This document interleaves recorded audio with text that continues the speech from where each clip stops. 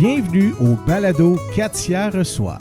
Une belle rencontre avec vos artistes country préférés. Voici Katia Darèche. Aujourd'hui, je suis fébrile au maximum de recevoir quelqu'un que j'admire beaucoup pour la richesse de ses textes, pour sa profondeur, son goût du bonheur qui est presque illimité, mais je dirais illimité même. Et puis, on a pu le connaître dans Shakidar, on a pu le connaître aussi avec Folklofolie et avec son propre projet aussi. C'est un être humain extraordinaire. Je lui souhaite la bienvenue à l'instant. Salut André Varin. Hey, quelle introduction. Mon Dieu, je me reconnaissais presque pas. Écoute, merci, je suis tellement heureux de participer à ça. Mais quelle belle initiative comme émission, une émission balado comme ça. C'est génial, puis tu penses à moi. Ben, écoute, je suis le gars le plus heureux de la planète. Mais c'est tellement avec bon cœur. Puis oui, un balado comme ça pendant 1 heure avec un artiste, ça nous permet d'apprendre à mieux le connaître au-delà de ce qu'il chante, parce que, bon, les chansons, on les adore, on les connaît, mais qui est André Varin? Moi, je vais vouloir aller là, et puis je sais que ce sera très, très riche. Et je commence évidemment par le début.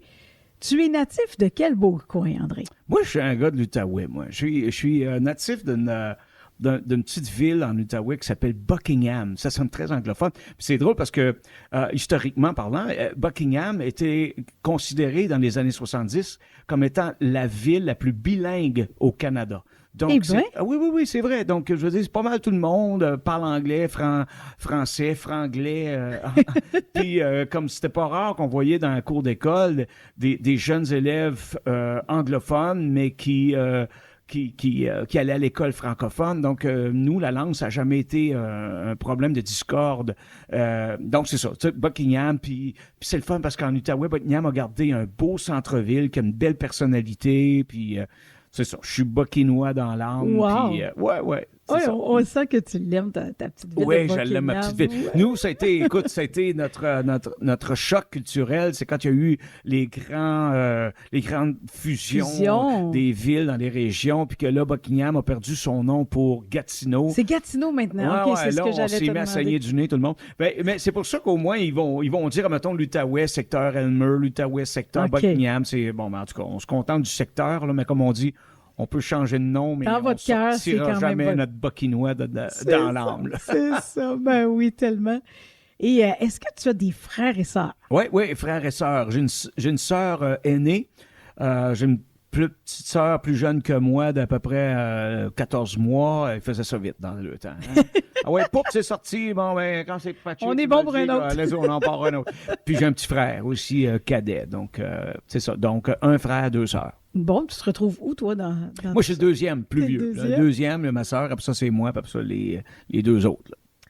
Est-ce qu'il y avait de la musique dans ta famille, chez toi? Il y avait de la musique, mais il n'y en avait pas en grande quantité. En ce sens que je suis pas, contrairement à toi, là, je suis pas d'une famille de musiciens. Il y avait que mon père qui jouait de la guitare, puis qui chantait comme Hank Williams, presque identique. Puis il y avait mon oncle que je mentionne régulièrement, dans mes ateliers avec les enfants, parce que d'où est-ce qu'il est venu le goût pour la musique folklorique? Ben, c'est que mon oncle débarquait chez nous avec son violon, puis j'explique que mon père sortait nos guitares. Moi, j'ai commencé à jouer la guitare, j'avais 9 ans.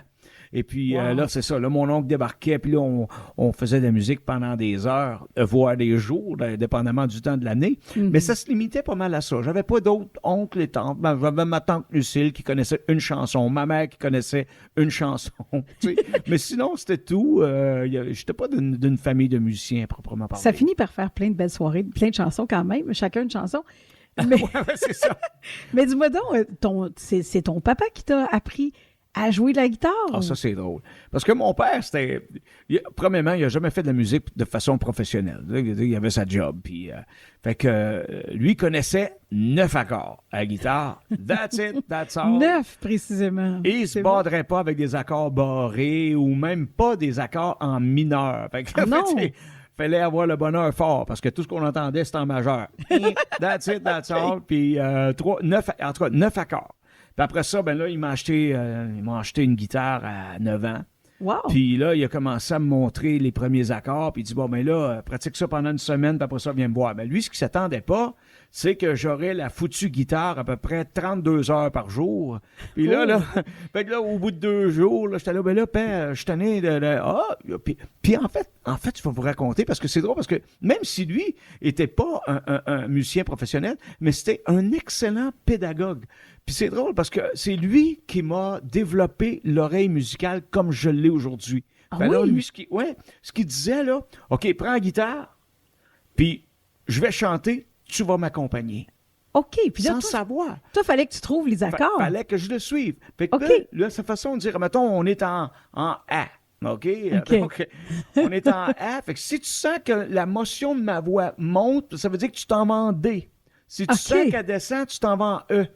Mais sans le savoir, ça a été le conseil le plus précieux qui me sert encore aujourd'hui, Pour qui fait que j'ai développé des accords, évidemment, avec les années, mais qui m'a donné ce réflexe musical-là, sans s'en rendre compte, lui qui en savait si peu en musique. Donc, lui, c'était tout instinctif, son affaire. Wow! Il m'a transmis ça, puis je trouve ça extraordinaire. Ben, ça l'est vraiment. Puis, bon, donc là, on sait que tu joues de la guitare depuis que tu es petit, que tu adorais ça, que tu étais connecté avec ta guitare, mais est-ce que tu joues de plusieurs instruments en plus de la guitare? Ben, écoute, comme on dirait, en dilettante, parce que je veux dire, je suis pas un expert, on pourrait pas me considérer un vrai bassiste, un vrai joueur de banjo. En fait, moi, je manipule les instruments en fonction du besoin, des arrangements que je veux faire dans mon studio. Ben, OK, donc j'ai un banjo, mais j'ai triché, j'avoue, j'ai triché le banjo, j'ai triché la mandoline, parce que j'ai trouvé... ça fait longtemps que ça existe, les banjos à 6 cordes. Ça veut dire que tu as le même doigté qu'une guitare. Donc, c'est super facile et c'est très paresseux de ma part, mais au moins, ça a été efficace. Ça marche quand même. Vite, là. C'est le son qu'on cherche, en fait. Là, mais c'est sûr que les experts, les vrais banjistes vont dire non, ça, c'est pas joué par un banjo. On s'en fout. Mais j'ai trouvé quelque chose que je m'attendais pas, d'ailleurs, qu'on entend sur quelques-unes des chansons que j'ai faites, dont On s'en sortira pas vivant, la mandoline. Mais j'ai trouvé une mandoline à 6 cordes aussi. Pour vrai? Tricheur, pas à peu près. Ouais, c'est ce que j'allais te demander, qu'est-ce que tu avais trouvé pour la mandoline? OK. C'est ça. Fait que tout ça, mais en même temps, ben c'est ça. Tu sais, clavier. J'ai fait 2 ans de piano à un moment donné, mais pas bon. Mais, tu sais, je veux dire, je suis capable de me débrouiller au clavier. Je sais où ce qui est le do, je sais où ce qui est le fa, puis je sais où ce qui est le bouton on-off. C'est bon. Déjà, ça me dépanne beaucoup. Fait que c'est ça. Fait que je fais des affaires comme ça pour mes besoins, mais je me verrais pas sur une scène. La basse, je pourrais me débrouiller avec quelque chose de bien, mais autrement, ce sont vraiment mes 2 instruments, ou mon instrument principal, c'est la guitare. Ouais. Oui. Est-ce qu'il y avait beaucoup de country chez toi qui jouait? Non, je vais reposer la question autrement. Quelle était la musique qui jouait chez toi quand tu étais enfant? Je dirais, c'était... Ben, écoute, c'est indéniablement la musique country. Mon père n'écoutait pas rien d'autre que la musique country. Wow. Donc, moi, j'ai grandi dans du Hank Williams, Johnny Cash. Mais ça, c'était, admettons, le répertoire mélancolique de mon père, parce que quand j'ai commencé à écouter, moi, déjà, Hank Williams était mort depuis un certain temps. Mm-hmm. Mais d'actualité, c'était les que je voyais régulièrement comme invité. Parce que, écoute, moi, j'ai grandi avec l'émission, là, ceux de ma génération vont se rappeler de ça, là. Hee-Haw. Hee-Haw. Rappelez-vous de cette émission-là? Moi, je suis trop petite. T'es trop petite. Raconte-moi ce que Bon, merci de me clanquer sa gueule de mon âge, là, comme ça. Non, pas du tout. Non, t'as raison. Je me prends pour un bébé, c'est plutôt En fait, ça. c'était une émission. Je faisais à 47 ans.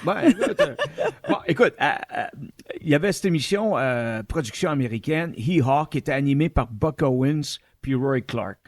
Et puis eux, ben, il y avait tout le temps des invités. Puis c'est là que j'ai découvert les Merle Haggard, les Marty Robbins, les Charlie Pride, tous les grands artistes country de l'époque. Ça devait être bon, ça. Là. Ah, c'était très bon. Puis en plus, c'était drôle parce que c'était très humoristique. Il y avait des sketchs là-dedans, les décors, puis tout ça. C'était vraiment... ça a duré plusieurs années, cette émission-là. Et puis, c'est drôle parce que je me souviens aussi d'une période où, avant la partie de hockey du samedi soir, on regardait l'émission The Lawrence Welk Show. Lawrence Welk, qui était un animateur, mais qui était comme un directeur d'un big band. Fait que j'ai entendu beaucoup de chanteurs crooner aussi, avec ses couleurs de big band, avec le cuivre. Puis je regardais ça aussi religieusement. J'aimais beaucoup ça. Fait que j'aimais beaucoup la musique. Mais de loin, la musique country était vraiment prédominante chez nous, là. Et à partir de quel moment arrive dans ta vie le country québécois, mettons, qu'est-ce que tu retiens dans le country québécois, tes références? Écoute, c'est drôle parce que j'ai eu des espèces d'illumination culturelle ben bizarre, comme à 15 ans. Un des premiers bouquins que j'ai lus, c'était la biographie d'Édith Piaf. Oh wow! Fouille-moi. Mais après ça, c'était... dans la musique country, moi, les albums de Paul Brunel... Écoute, j'avais 11 ans, puis je vais le dire avec beaucoup d'humilité parce que je n'étais pas très bon, mais il y avait une prof de musique qui m'avait demandé d'enseigner la guitare à ses enfants. Puis elle, de façon de me récompenser, elle me donnait presque rien comme argent, mais elle me donnait des albums de Paul Brunel. Mm. Puis là, j'ai commencé à écouter ça, puis j'adorais ça, j'adorais le son, j'adorais sa voix. Fait que, écoute, d'ailleurs, sur un album, un des premiers albums, le premier album, j'ai enregistré à vie, à 12 ans, avec Bonanza. On a ça ici, nous. Il y a une chanson de Paul Brunel, Ton anneau. Oui. Fait que c'est ça. Puis, évidemment, sans l'écouter, tout le monde, quelque part, connaissait des grands succès de country francophones. Willie Lamotte, qui avait son émission à l'époque, ou découvert les débuts de Denis Côté, l'accordéoniste incroyable. Denis est tellement bon. Fait que c'est ça. Même en sachant que mon père, son cœur était plutôt vers le country américain, il y avait quand même, en parallèle, toujours la musique country francophone qui roulait quand même. Wow! Ouais. Quand tu étais petit, que tu te demandais... Tu sais, quand on se fait demander qu'est-ce que tu veux faire plus tard, toi, c'était quoi ton rêve? Qu'est-ce que tu voulais faire plus tard? C'est drôle parce que j'ai comme l'impression que je me suis jamais posé la question, je l'ai juste fait. Je veux dire, moi, la musique, ça a toujours tenu une place extrêmement importante dans ma vie et je te dirais primordiale. Mm-hmm. Tu sais, c'était la musique puis le reste, c'était le reste, tu sais. Mm-hmm. Fait que, donc, par exemple, jamais j'ai eu de discours de mes parents, ben là, il faudrait que tu ailles pratiquer ta guitare, là, parce qu'on te l'a acheté. Puis... Non, au contraire, mes parents, c'était plus dans le mode, regarde, finis la dernière bouchée que tu as dans la bouche, là, puis tu iras jouer de la guitare après, tu sais.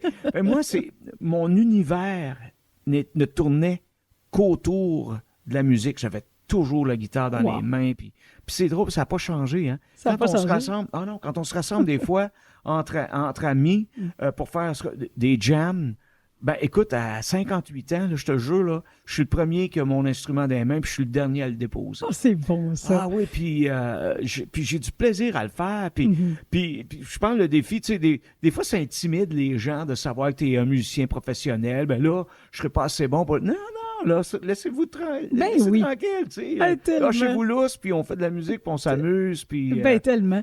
J'adore ça. André, tu es papa de 5 enfants, si j'ai bien saisi ton histoire. Oui. C'est génial, ça. Oui, belle grosse famille. Puis de ma génération, surtout, c'était rare quand même. Tu sais, 3 garçons, 2 filles, et même Papou 8 fois. Papou! Donc, il m'appelle Papou parce que c'est drôle, parce que avec des familles reconstituées, puis ainsi de suite, bon, ben, les papis, ça partait de suite. Les Nani, mamie, donc il me restait quoi? Puis c'est une de mes filles qui a dit, Dad, t'aurais pas pensé à Papou? Parce qu'en grec, Papou veut dire grand-papa. Oh, en grec. Vendu! Allez, on y va avec Papou. C'est là, bon, ça. tous les enfants, mes petits-enfants nous appellent Papou et Mamou, puis c'est cute. Extraordinaire.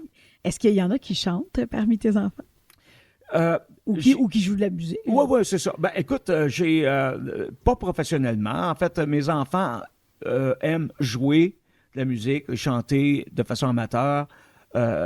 Ils ne travaillent pas la musique comme moi je l'ai fait à proprement parler. Mon fils aîné, Jonathan, c'est celui qui en a fait plus dans le groupe, dans la gang, dans ma trolley. Puis lui, même, il y avait un groupe punk. Puis moi, j'aimais aller voir le show punk Bon, avec des pourquoi bouchons pas? des fois. Mais, Des bouchons. Puis je trouvais ça riche comme mélodie, comme ce qu'ils jouaient, c'était bien joué. Les textes étaient profonds. Bon, il fallait que je les lise parce que quand ils chantaient, je comprenais absolument foutument rien. Oui, je comprends. Mais ça avait du contenu. Puis Shot by Jack, c'était son quatuor. Il a marché dans la région chez nous. Wow. Mais c'est ça. Puis mes filles chantent comme des merles. Écoute, mais ils ne font pas ça de façon professionnelle. Ça les Je intéresse pas comprends. non plus. Dis-moi, André, est-ce que tu as des peurs? Des peurs. C'est correct si tu n'en as pas. Oh. Je dis, mais c'est Des une question comme ça. Peurs. Écoute, je suis pas un gars anxieux de nature. Tu sais, j'ai pas ça dans moi. Je suis pas sur des antidépresseurs, puis je dis pas ça en jugeant qui que ce soit, parce que en m'en venant à Radio-Canada, tantôt, j'écoutais une comédienne qui racontait, puis ça fait un grand bien du monde. Mais moi, j'ai pas ce côté anxieux en moi. J'ai pas des peurs paralysantes, par exemple. Tu comprends? Oui. Bon, tu sais, j'attache énormément de... Tu sais, s'il y avait quelque chose que je pourrais dire que, tu sais, je garde un œil là-dessus parce que je voudrais pas que quelque chose de plate arrive, c'est au niveau de la santé. Parce que, tu sais, la santé, c'est pour moi, c'est la seule chose qui compte dans la vie parce que c'est ça qui va décider si tu vas être obligé de prendre une retraite hâtive. C'est ça qui va dire, admettons, tu vas être obligé de changer d'orientation de carrière. Donc, la santé, pour moi, c'est tout. Puis surtout que, comme je dis souvent, j'ai pas peur de vieillir, j'ai peur de mal vieillir. En ce sens, comme mon père qui est parti à 58 ans d'un cancer du poumon. Donc, c'est un gars qui a toujours planifié sa vie en fonction d'un jour à ma retraite, va faire ci, ça. 58 ans, ben, vous avez deviné qu'il s'est même pas rendu à la retraite. Fait qu'il n'a jamais fait ses rêves.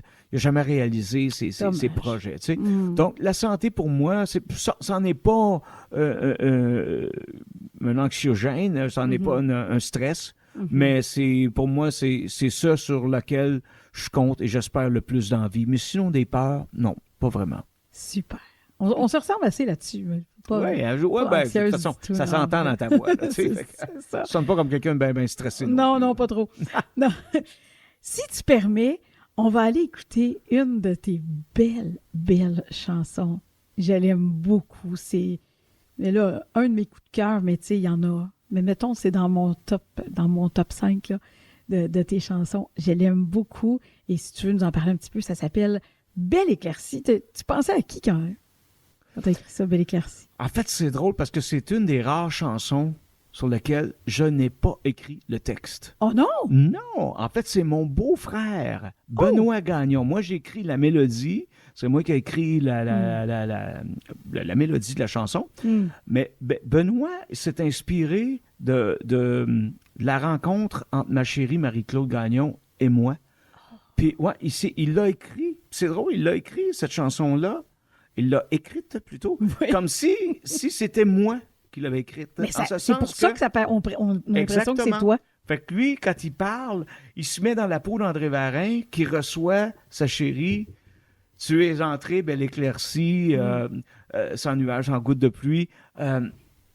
Puis je trouvais tellement que ça me collait. Ben écoute, moi, c'était facile pour moi d'écrire une mélodie là-dessus, puis elle me colle vraiment la peau, cette chanson-là. Donc, c'est une des, je te dirais, dans les derniers projets d'albums que j'ai faits, les plus récents, c'est une des rares chansons dont c'est pas moi qui a signé le texte. Parce qu'il y était une période où j'écrivais beaucoup sur des textes que les gens m'envoyaient. Je sais pas, je pense que c'est parce que je me faisais moins confiance comme auteur, puis je me sentais plus en sécurité d'écrire sur des textes d'auteurs que moi j'admirais, puis qui... voilà. Puis après ça, je me suis lancé dans l'aventure. Mais ça a donné une très, très belle chanson. En tout cas, puis si tu veux, on va aller l'écouter. Parfait.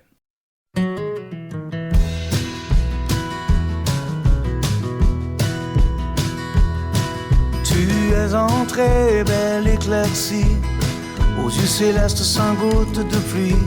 T'es comme un baume sur mes plaies, mais je savais pas que je t'attendais. Oh.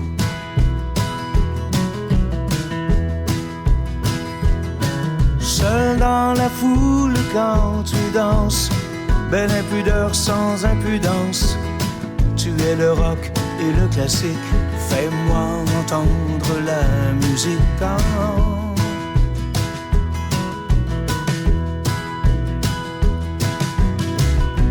Mais reste là, on ne dira rien, on regardera passer le temps. Mais reste là, touche encore ma main, les yeux fermés à humer le vent.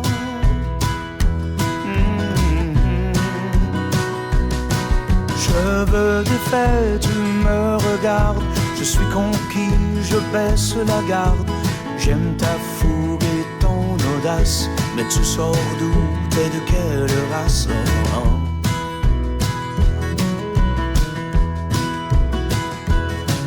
Que voyais-tu pour t'approcher de moi l'épave, moi l'échoué? Comment t'as su qu'avec tes rires, en quelques mois, j'allais guérir?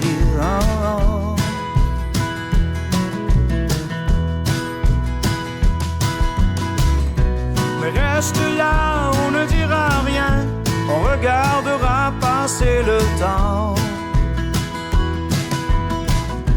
Mais reste là, touche encore ma main, les yeux fermés à humer le vent.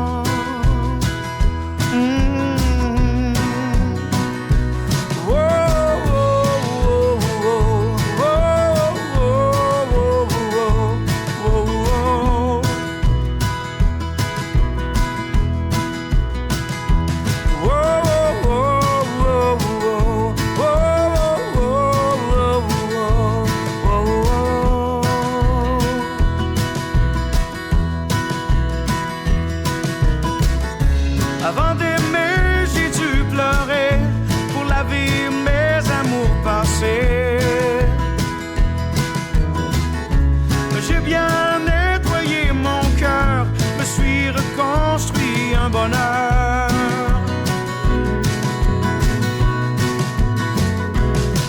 Tu me ramènes vers ton bonheur, j'ai tes hameçons plein le cœur.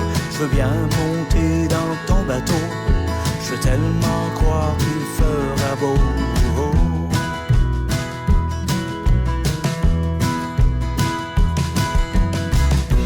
Mais reste là, on ne dira rien, on regardera passer le temps. Mais reste là, touche encore ma main, les yeux fermés à humer le vent.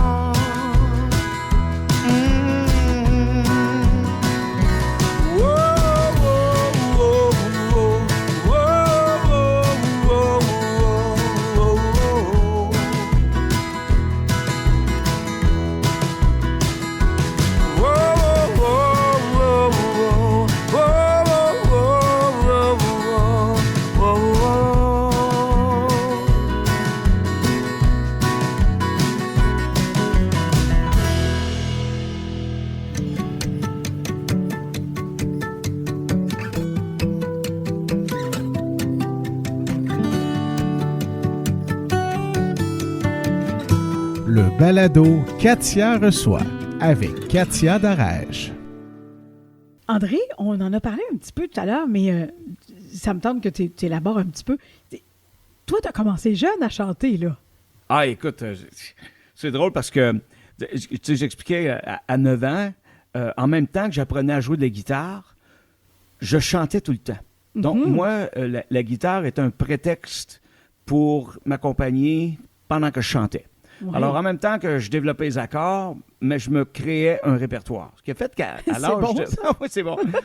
Là, à un moment donné, dans la famille, ben, les gens voyaient que j'avais un intérêt assez important pour la musique. Et là, j'ai un de mes cousins qui se marie, puis il y avait un groupe qui est engagé pour son mariage. Il y avait dans ce groupe-là un batteur, un bassiste, guitare, puis le monsieur Jean-Paul Cyr, qui était le violoniste, il jouait de l'accordéon, l'harmonica, la guitare, la mandoline, un multi-instrumentiste extrêmement talentueux. Fait que là, mon cousin, il dit à mes parents, est-ce qu'André pourrait venir chanter une couple de chansons pendant mon mariage? Fait que là, ben, moi, je m'en vais là. Hey, moi, je capotais. spot, tu comprends-tu? Là, il y a un band Un live. band avec toi. Tu sais. Wow. Puis là, il avait fallu qu'on aille pratiquer. Écoute, je rentre chez mon oncle où le band était tout monté, puis j'entends ça. Et moi, c'était la révélation. Là, j'ai dit, OK, moi, ça va être ça, ma vie. Oh, tu sais. wow. Fait que là, mariage a lieu, je vais faire des coupes de chansons, ça se passe super bien, puis tout ça.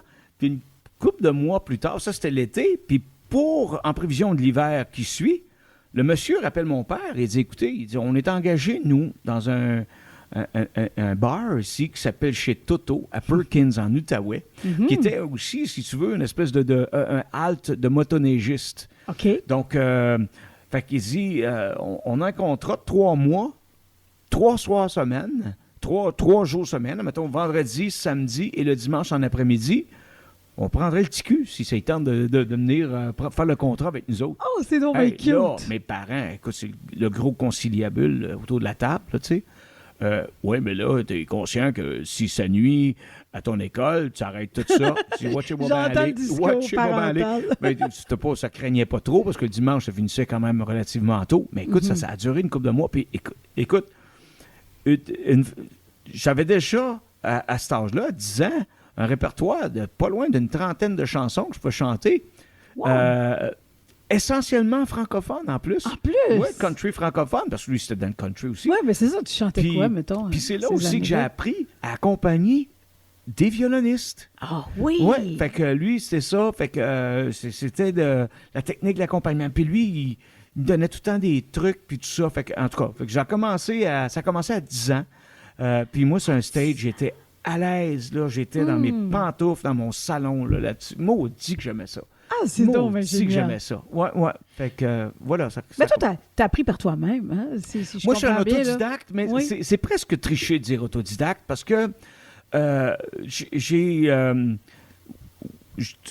tu veux, j'ai pas de formation à proprement parler. Tu sais, j'ai pas des diplômes en musique, mais sauf que j'ai toujours été très, très bien accompagné, plus souvent qu'autrement, avec des musiciens pas mal meilleurs que moi. Fait que c'est là que moi, j'étais plus une éponge qu'un autodidacte, si tu veux. Ouais, je Tu sais, comprends. fait que moi, je T'avais des bons pratiquais modèles. comme un déchaîné. Il y avait pas tu sais, je regardais jamais l'heure passer. Pour moi, c'était des pratiques. Puis quand on m'enseignait quelque chose, on me l'enseignait pas pour rien. Je le mettais en pratique, puis je l'appliquais. Puis donc, c'est ça. C'est en ce sens-là que je te dirais autodidacte, mais plus de faire ce qu'on me disait de faire, puis d'écouter les conseils avec... puis d'ailleurs, encore aujourd'hui, mon mentor en musique, c'est Charles Fairfield, collègue on fait de la musique ensemble, ça doit faire proche du... comme il faut, au-dessus de 30 ans, je dirais même 35 ans, que je côtoie Charles, puis on travaille ensemble.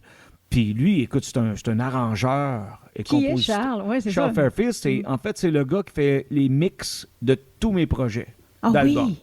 Que ce soit à l'époque de Chucky d'Or, à l'époque de Folklophonie maintenant, mes albums solo. Même, j'avais eu un contrat pour réaliser et composer les musiques pour une femme qui faisait la musique pour enfants, des albums pour enfants. Oh, wow! Fait que moi, j'ai eu le contrat de composer ces musiques. Je pense qu'il y avait 12 chansons. Puis c'était vraiment une gymnastique artistique extraordinaire. Parce Ça que, doit être tout un défi. oui, parce qu'elle, en plus, c'est spectacles pour enfants, ces albums pour enfants, il y avait des personnages, ma tante jazz. Alors, il fallait que ça sonne jazzy, quelque chose de blues. Après ça, Jono le pirate. Oh, Alors, wow. tu sais, là, tu te dis, comment tu fais pour se faire sonner une toune pirate? Ben là, je suis parti sur une mélodie. Pom, pom, pom, pom, pom, pom, pom, pom, pom, pom, pom, pom, pom. Avec wow, la c'est flûte, cool. c'était écœurant, tu sais. Fait que j'ai eu bien du fun. Mais Charles, à côté de moi, ça a tout le temps été... Puis lui, c'est un arrangeur exceptionnel. Juste pour faire une petite parenthèse très, très rapidement, il a participé à un concours international de composition. 21 000 participants. Sur les 21 000 pour s'en aller à la phase finale, ils ont gardé 1%. Ça veut dire 216 personnes, 210 personnes, puis il fait partie des 210 Aïe, aïe. personnes. Là. Puis c'est international, ce concours-là. Mais en tout cas, fait que moi, d'avoir un gars comme lui, que tu penses pas que... Hey, moi, j'écoute ça, puis j'adore ça. J'ai tout le temps été bien, bien entouré. C'est inspirant, hein? Ah, mais-en, Wow. mais-en. Tu es auteur-compositeur. Oui. De quoi tu aimes parler dans tes chansons? Ah, mon Dieu, écoute, j'aime parler de... Bon, écoute, oui, en partie de ce que je vis. Écoute, je pense qu'il y a eu beaucoup de chansons qui ont été écrites hommage à mon père. À l'époque de Shakitar, d'ailleurs, il y avait une chanson que j'avais écrite qui s'appelait « Le dernier voyage ». Oh oui. Puis elle avait tourné, avait été On la faisait jouer aussi, oui. Oui, c'est ça. Après ça, sa guitare et sa voix, là, j'ai fait Le temps d'une autre chanson. Ça, c'était tout inspiré de mon père. Après ça, ben, l'amour. Écoute, Marie-Claude Gagnon, c'est la femme de ma vie, c'est l'amour de ma vie. C'est ma muse, ma partenaire, mon amie, ma blonde. Tu vois, on fait tout ensemble. Puis, donc, j'ai écrit beaucoup de chansons. Avant toi, c'est sur elle, un rayon de soleil, puis c'est un beat pépé, parce qu'effectivement, c'est un rayon de soleil. Écoute, puis fouille-moi, là, que ce soit en juillet, en pleine canicule, elle nous balance toujours sa gueule des chansons de Noël. Oh, j'adore! J'adore! Encore un matin. Oh, c'est bon, ça. Qu'est-ce qu'elle chante? Là, t'es sérieuse, là? Ouais. C'est quoi? Tu cherches une autre tempête de neige, là? Tu te penses en Alberta pour Manitoba? Mais c'est ça. Puis On la veut toute comme amie, Marie-Claude. Oui. Elle est tellement drôle. Puis, Marie-Claude a amené une autre perspective dans ma vie, un élargissement de répertoire. Je t'explique. Oui. Marie-Claude Gagnon, là, c'est une encyclopédie musicale. J'ai fait un contrat avec elle, je te le jure, ça a duré 1h30, que des demandes spéciales. Oh là là! Des gens. Ah oui! Je vous le jure, mes enfants m'entendent, là, elle n'a pas manqué une. C'est un jukebox, finalement? Une. Donc, Aïe. elle m'amène dans l'univers de la vieille chanson française. Puis écoute, on fait des funérailles ensemble. Je peux-tu en parler 2 secondes, des funérailles? Oui, c'est drôle. je voulais t'en parler justement parce que entendu ça. Avant de connaître ma blonde, j'en faisais pas de funérailles. Tu sais. Mais elle a un duo en Outaouais qui s'appelle Mélodia avec Marie-Claude Gagnon, Nadine Denis. Puis ils font plein de funérailles ensemble. Mais quand on a commencé à sortir ensemble, ma blonde puis moi, des fois, ils recevaient un deuxième appel pour une autre funéraille, même heure, même jour, mais dans une autre église. OK. Fait qu'elle, elle disait, puis elle me demandait pas, elle disait, tu t'en vas faire celle-là. OK, ouais, tu es pas vrai, là? Oh, bon. Là, moi, je capotais parce que je suis pas un gars qui a couru les églises ben. Fait que là, moi, le déroulement de l'église, puis il y a des chansons qui font partie de la cérémonie que faut que tu connaisses, là. Tu sais, le Sanctus, l'agneau de Dieu, le Kyrie, puis moi, il fallait tout que j'apprenne tout ça là, dans la même période. Puis écoute, eux autres, en plus, elle voulait que je marche de la même façon dont elle procède, c'est-à-dire par la demande spéciale. Ça veut dire que là, on est mardi, là, puis il vient de rentrer une funéraille pour vendredi. T'as 4 tonnes à apprendre. Puis là, dans le répertoire, la largeur du répertoire, ça part du vieux Fernand Gignac, Nana Mouskouri, à du Pink Floyd, Alice Cooper, à passer par des chansons d'opéra italiennes. OK. T'apprends tout ça, toi, là? Écoute, là, c'est comme... Êtes-vous malade, vous autres? Tu sais, elle, ça fait tellement longtemps qu'ils en font. Ils ont comme chez nous, on nage d'un cartable de chansons, puis tout ça. Mais pour moi, c'était relativement nouveau. Alors, on a commencé à faire ça. Puis là, maintenant, j'adore ça. C'est vrai. Puis en plus, c'est très intimidant parce que tu peux pas tricher, là. Non, tu peux pas tricher, là. Il n'y a pas de bruit de fond, il n'y a personne sur la brosse, puis il n'y a pas de... Fais-moi une tonne de picher, là. Tu sais, t'as pas de ça, là. Puis les gens, même si toi, c'est une chanson que tu connais pas, ben, ils la connaissent, eux autres, ils te l'ont demandé. Écoute, puis je vous raconte rapidement.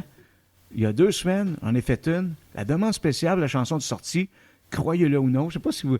Toi, peut-être, Mike, tu vas te rappeler de ça. Une vieille chanson country à l'époque qui disait « In heaven there is no beer. That's why we drink it here. » Il voulait avoir ça comme sortie. Bon, Dieu merci, c'était pas dans l'église. Mais tu sais, juste pour te dire, tu sais jamais qu'est-ce que les gens veulent entendre. C'est drôle. Drôle. Mais qu'est-ce que ça te fait psychologiquement, moralement, de chanter dans des funérailles? Moi, je ne l'ai jamais fait. Mais il me semble, moi, je trouverais ça difficile au niveau de ma sensibilité, mon hypersensibilité. Mais ça fait quoi? Écoute, c'est drôle ce que je vais te dire. parce que j'ai l'impression d'avoir une relation avec la mort qui transcende un peu le j'ai peur de mourir, tu sais. Non, écoute, tu sais, comme dit, à tous les jours, on a peur de mourir, puis il y a une journée, un jour, on va avoir raison, ça va être arrivé, tu sais. Fait que là, c'est la fatalité. Donc, moi, non, tu sais. La fois où ça m'a le plus... Tu sais, comme en ce sens que c'est très, très rare que ça vienne me chercher. Surtout, tu sais, des gens, quand on sait qu'ils ont un certain âge, ils ont un beau vécu, tu te dis, bon, ben OK, ou même... en tout cas, mais ceux qui me frappent le plus, là, à un moment donné, un bambin de 18 mois qui est mort dans une garderie à Elmer, étouffé par une bouchée de poire. Là, tu comprends? Non, là? Puis là, écoute, puis tu vois la mère, là, il y a quelqu'un de chaque côté qui la tienne là, pour descendre l'allée, puis les pieds traînent par... Écoute, ça, c'est comme... Ouch, là, tu sais. Puis de voir le père qui vient faire un témoignage, mais le père en contrôle. Tu sais, celle-là, c'était vraiment émouvant. Puis... Et une autre fois aussi, un jeune qui avait fait... Parce qu'à un moment donné, il y avait une vague de surdose de drogue chez nous, en Outaouais. Puis un garçon en est mort d'une surdose. Puis il avait l'âge d'un de mes fils, tu sais. Fait que ça, j'ai fait comme... Ouf, OK, ça, c'est plus dur. Puis tu vois des jeunes amis d'école qui viennent faire des témoignages. J'ai trouvé ça très, très difficile. Mais généralement, ça se passe très, très bien. En plus, tu sais, c'est du monde que tu connais pas vraiment, tu sais. Puis non, ça va bien. Ouais. Pas que je sois un sans-cœur, mais c'est pas ça que je veux dire. Mais ton petit côté qui a le bonheur facile, là, je pense que ça aide là, dans des conditions comme ça de relativiser ça. Oui, c'est ça.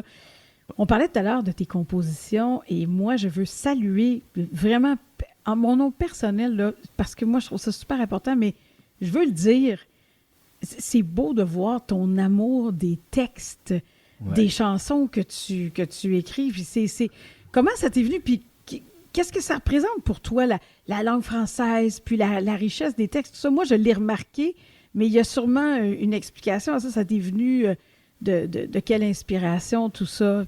Ben, c'est pas facile d'écrire en français. C'est facile de glisser vers le facile, puis tu sais, c'est... Donc, parce que, tu sais, j'ai un ami qui me disait, la langue anglophone... Elle a été créée pour être chantée et la langue francophone, elle a été créée pour être lue en poésie. Donc, puis c'est vrai, ça, ce que je vous dis là.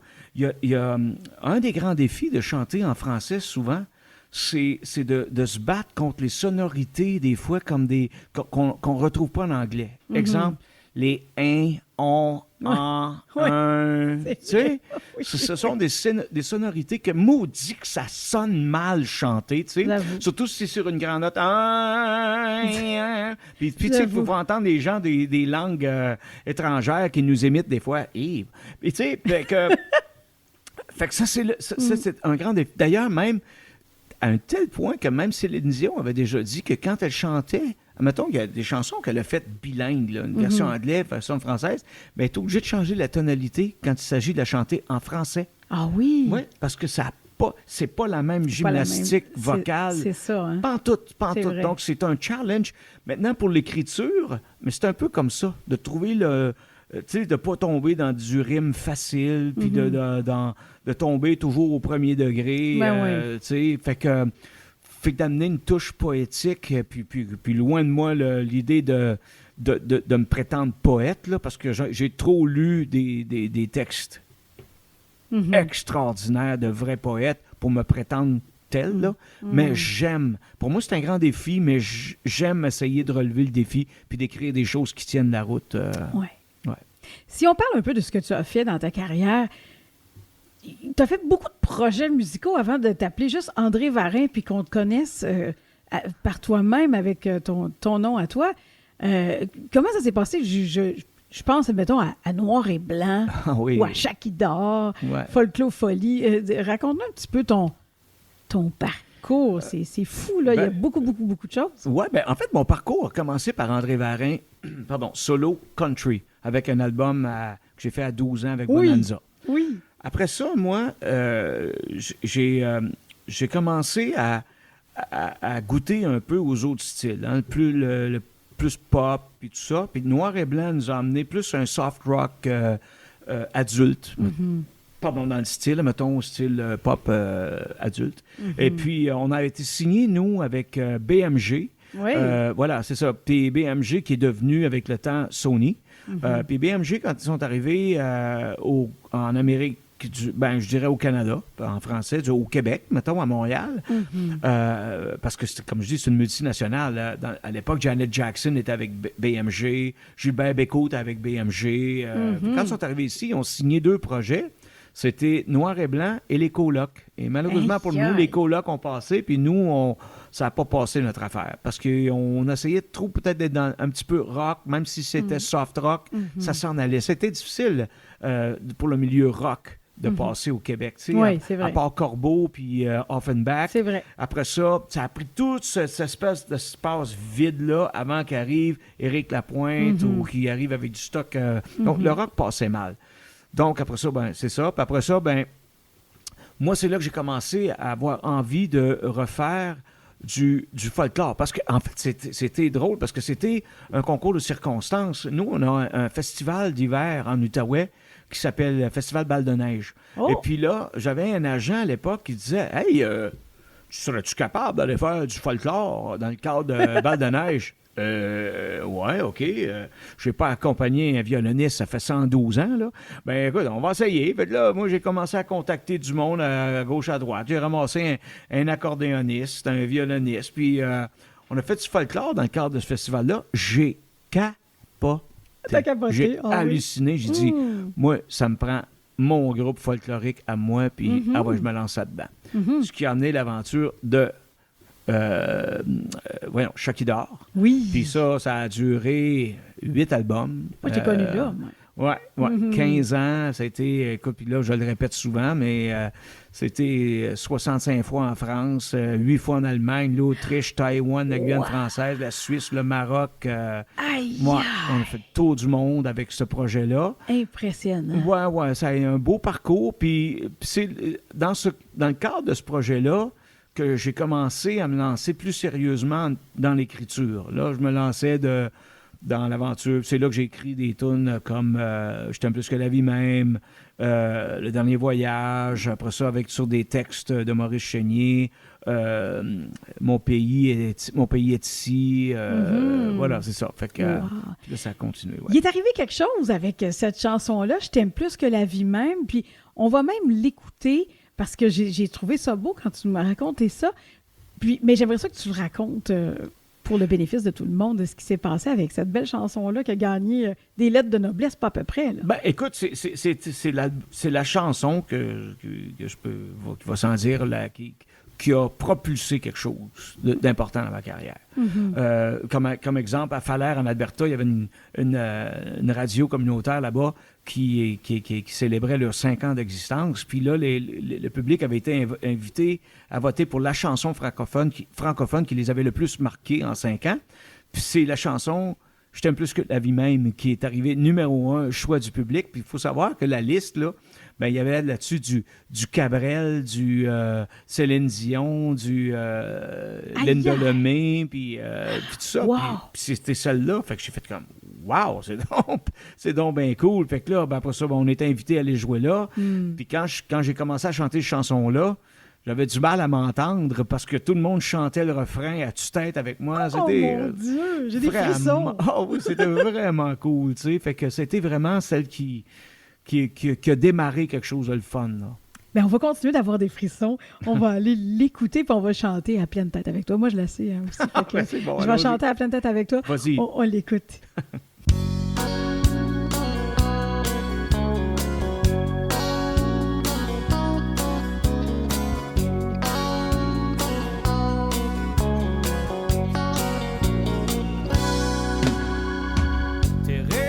Jusqu'à ce que le soleil se lève, c'est étrange, mais je t'aimais déjà. J'ai gardé le goût sur mes lèvres de ce parfum que tu portais. Tu vois, cette nuit-là, je n'oublierai jamais. Yeah. J'ai jamais trouvé aussi long 2 jours, 15 heures, 4 secondes. J'ai jamais prochain rendez-vous. Je trouvais ça drôle, complètement fou.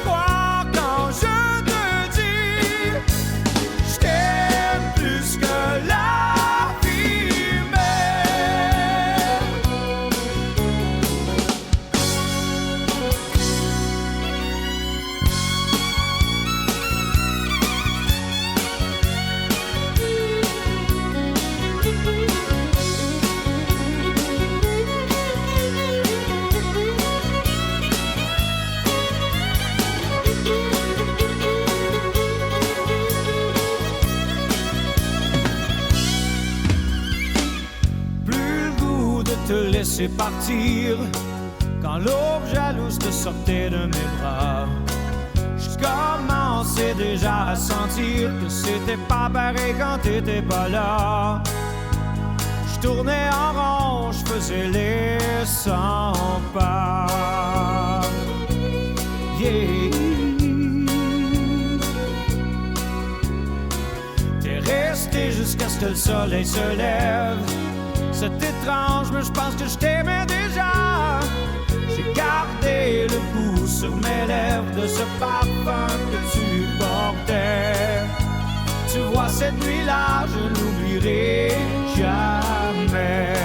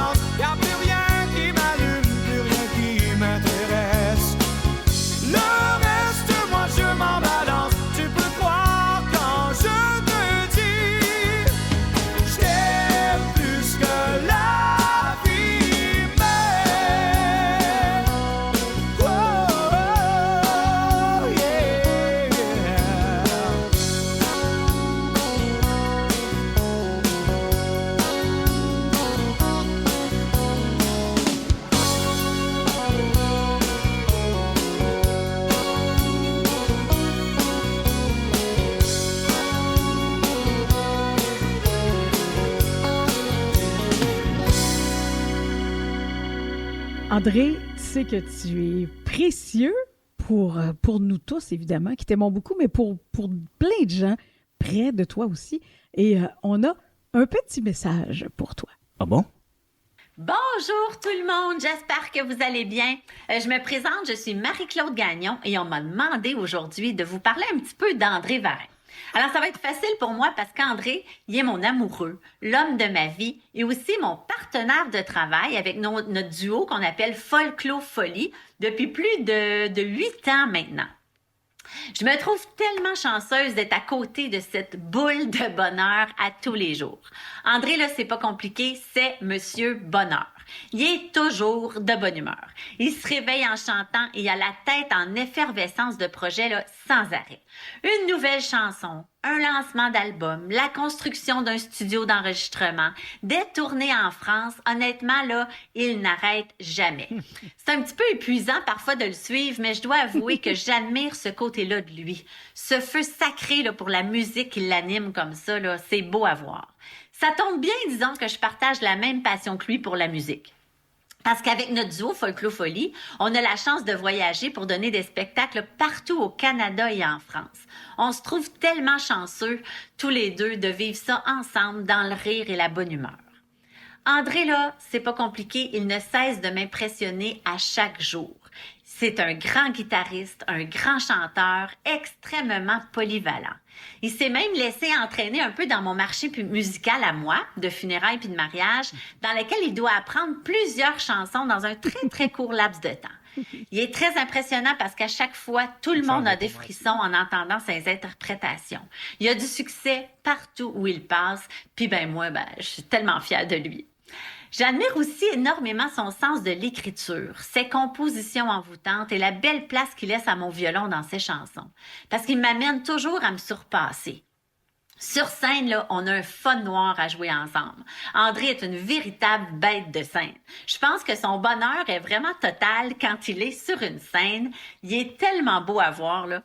Vous ne savez peut-être pas aussi, mais il m'a composé à moi plusieurs chansons. Puis quelle fille sa planète ne rêve pas de se faire écrire des chansons d'amour? Donc, je me sens vraiment privilégiée d'être à ses côtés. Tu sais, du bonheur à l'état pur, là, à tous les jours. Moi, je vous dis, je remercie la vie de l'avoir mis sur mon chemin, cet homme-là. Ma vie est digne d'un conte de fées avec lui, c'est pas compliqué. André est un grand homme, un grand musicien et un vrai gentleman. Sur ce, j'espère avoir la chance d'être sur une scène avec lui devant vous, chères auditrices et chers auditeurs, très, très bientôt. Je vous souhaite à toutes et à tous de passer aujourd'hui une merveilleuse journée. À bientôt! Wow! Qu'est-ce que ça te fait, André? Je suis renversé. Je ne m'attendais pas à ça. Puis Non, c'est une claque, là. Je ne m'attendais pas à ça. De l'entendre comme ça. Puis je sais même pas pourquoi ça me touche comme ça, parce que ce qu'elle vous dit là, elle me le dit en pleine face, à longueur de journée. Puis là, de l'entendre comme ça, je suis comme renversé, je suis comme à l'envers. C'est wow! Là, vous autres, vous m'avez foutu une sacrée surprise. Pas celle que je m'attendais. C'était le but.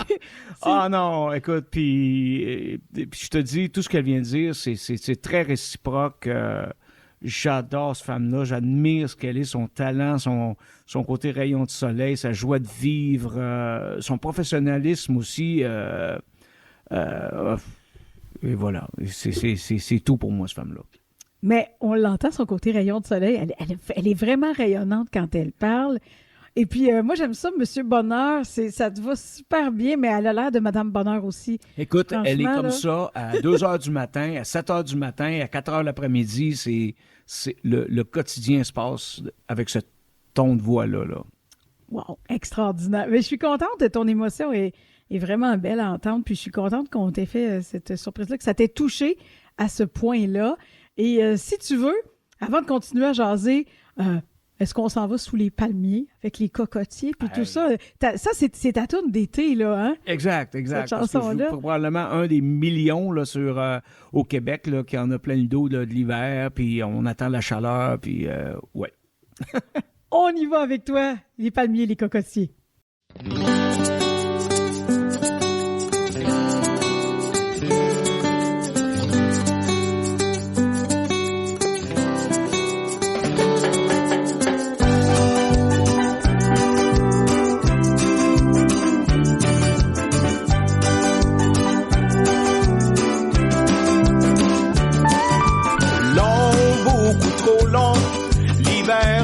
Sans son charme de décembre et qui s'étire jusqu'en avril. Long, aussi long, le printemps, encore trop frileux par le moment de se découvrir d'un fil. Je n'ai qu'une seule envie, m'envoler vers le beau temps. Beaucoup trop dur, le boulot, sans répit, sans repos, le temps ne s'arrête jamais. Dur, aussi dur, le travail, figé dans les heures qui passent, sans but et sans intérêt. Je n'ai qu'une seule envie, m'envoler vers le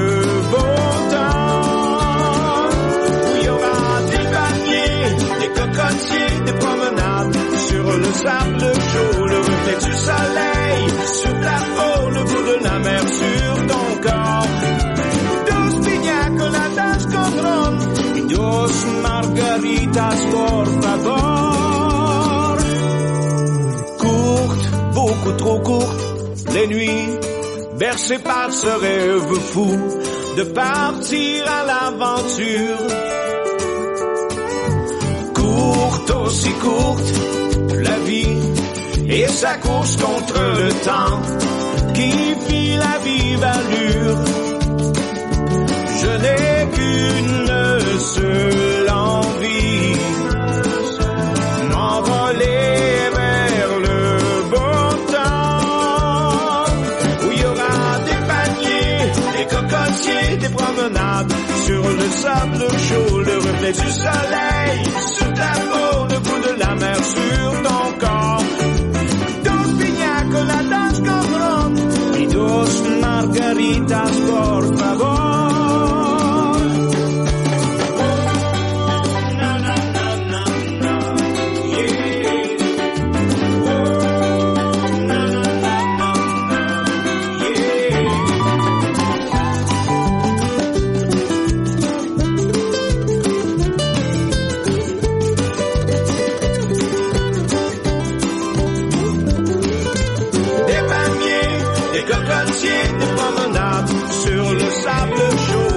Du soleil sur ta peau, le goût de la mer sur ton corps.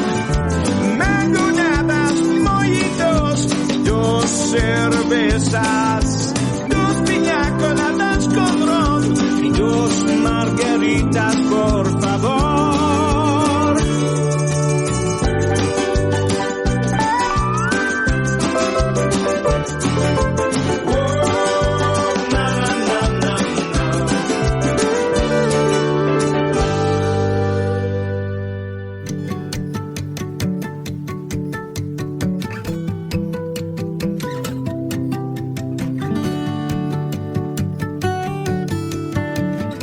Le balado Katia reçoit avec Katia Darèche. André, j'aimerais te remercier vraiment d'être venu parce que toi, là, t'as fait pas mal de route pour venir jusqu'ici, là, hein? Ah, écoute, pour moi, la route, c'est un petit détail de rien du tout.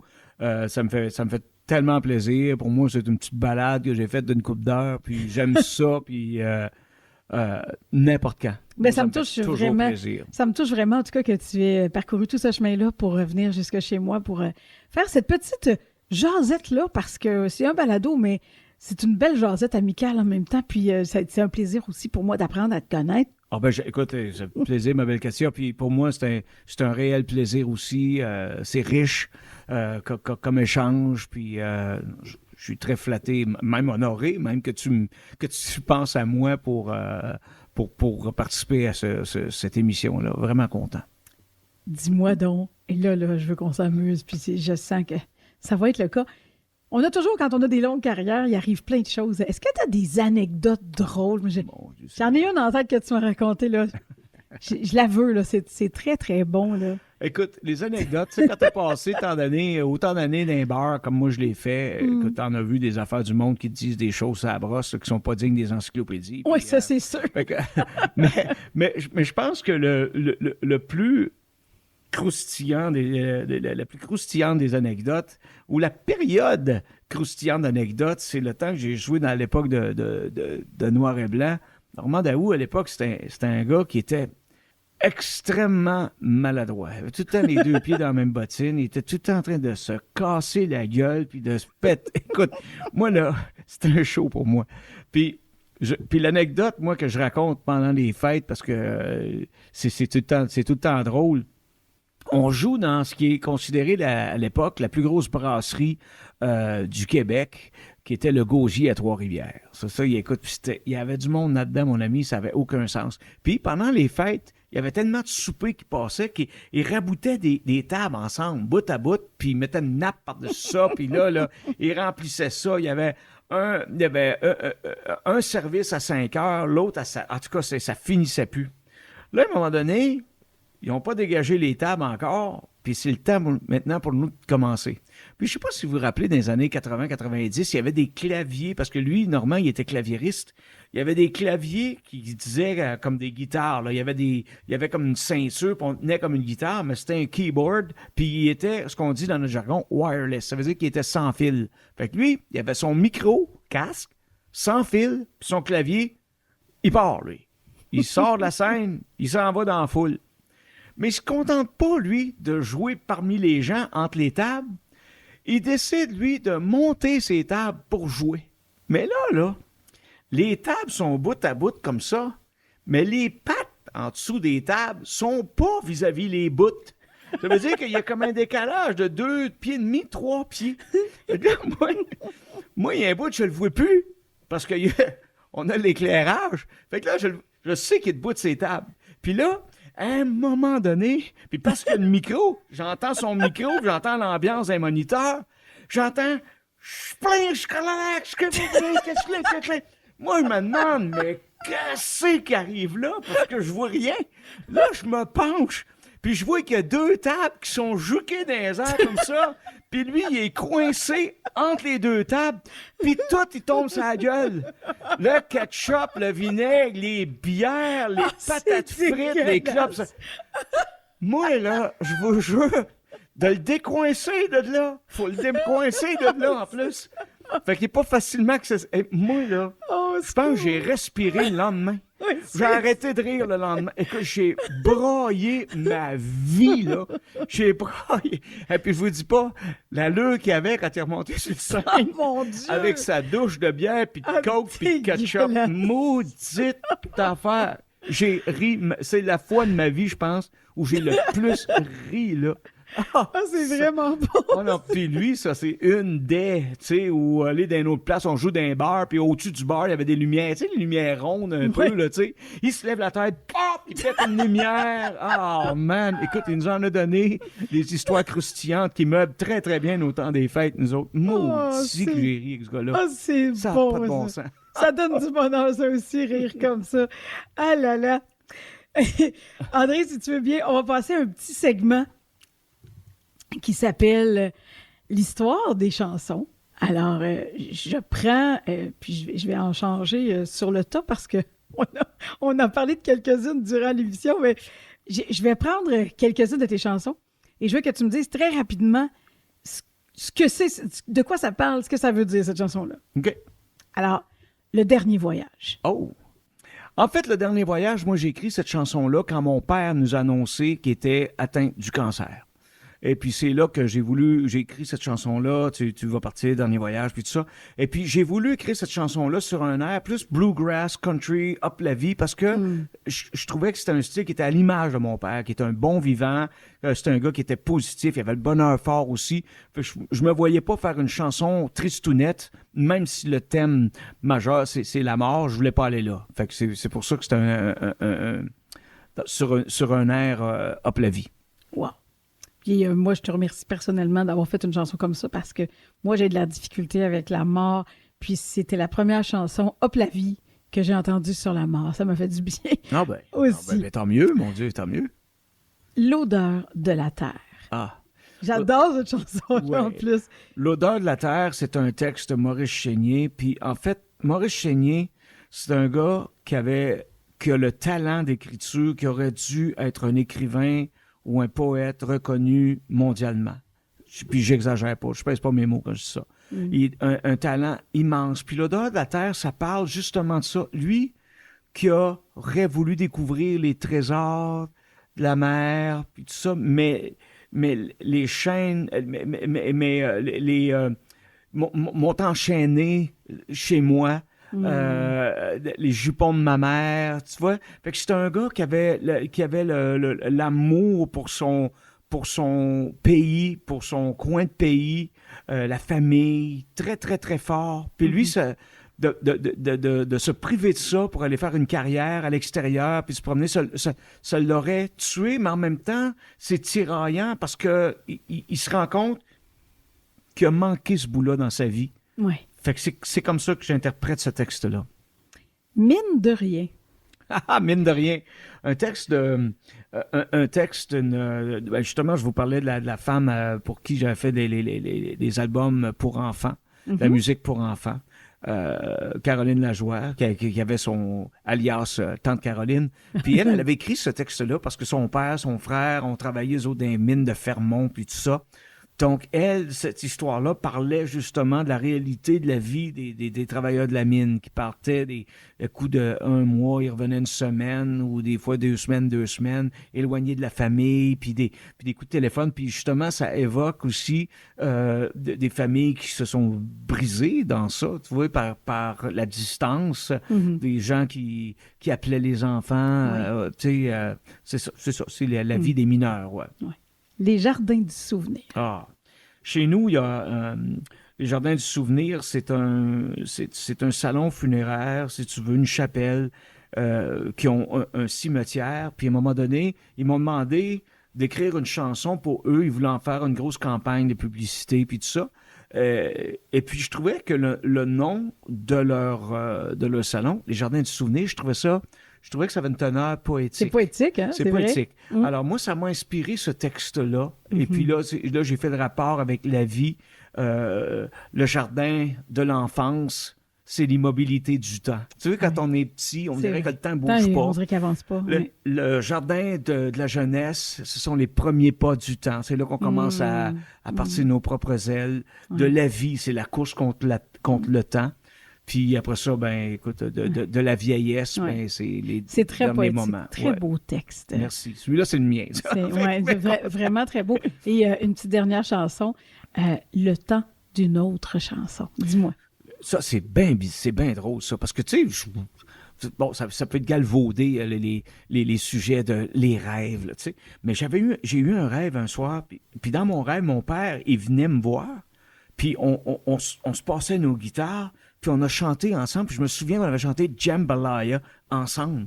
Puis, fait que c'est là que, moi, ça m'avait viré ce rêve-là, puis je dis, wow, c'est donc bien le fun ce qui s'est passé hier. Fait que c'est pour ça que t'es venu me voir la nuit dernière, puis c'est ça, puis tu sais, j'ai tellement aimé ça que je disais, j'espère que la nuit va rester endormie, que le rêve va sommeiller longtemps, puis parce que j'aimais ça, puis je dis à la fin, ben viens me voir plus souvent, puis on va chanter. C'est pour ça, le temps d'une autre chanson. Oh, j'adore ça, c'est vraiment beau. Maintenant, dernier petit quiz pour ce balado aussi. Oui, exactement. Alors, celui-ci s'appelle Qu'est-ce qui? Donc, je te pose quelques questions rapides et petites réponses rapides là-dessus. Qu'est-ce qui te fait peur?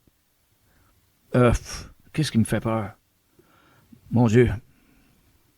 La mauvaise santé, si tu veux, là, mais pas grand-chose. Je suis pas un gars peureux de nature. Qu'est-ce qui te fait plaisir?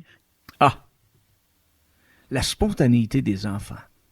La spontanéité des enfants. Les choses qu'ils te disent, là, c'est incroyable. Des fois, ils me font mourir de rire. Ils sont très drôles. Puis là, autant mes petits-enfants, puis...